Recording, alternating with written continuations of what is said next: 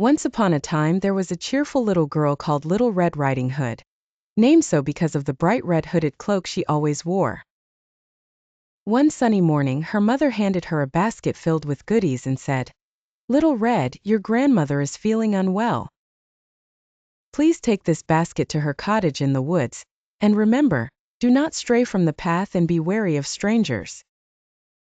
Little Red eagerly set off, skipping down the forest path. Along the way, the lush trees whispered in the wind, and birds chirped merrily. Suddenly, from behind a tall oak tree, a sly wolf emerged.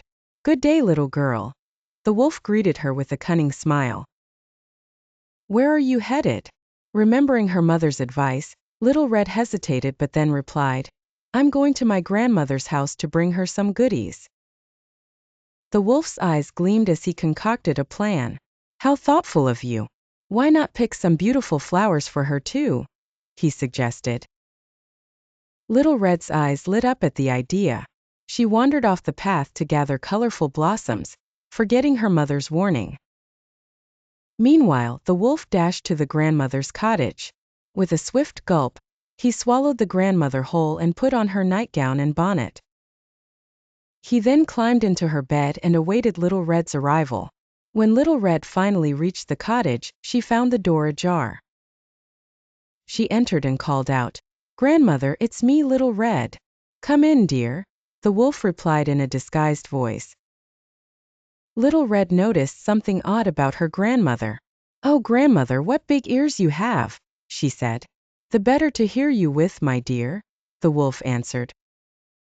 "And grandmother, what big eyes you have. The better to see you with, my dear.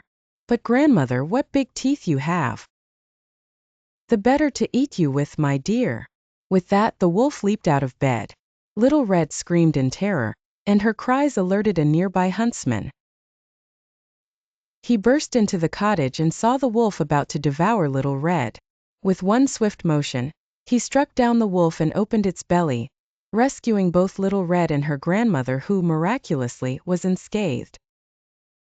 The wolf's belly was filled with heavy stones, and when he awoke and tried to flee, he collapsed and died from the weight.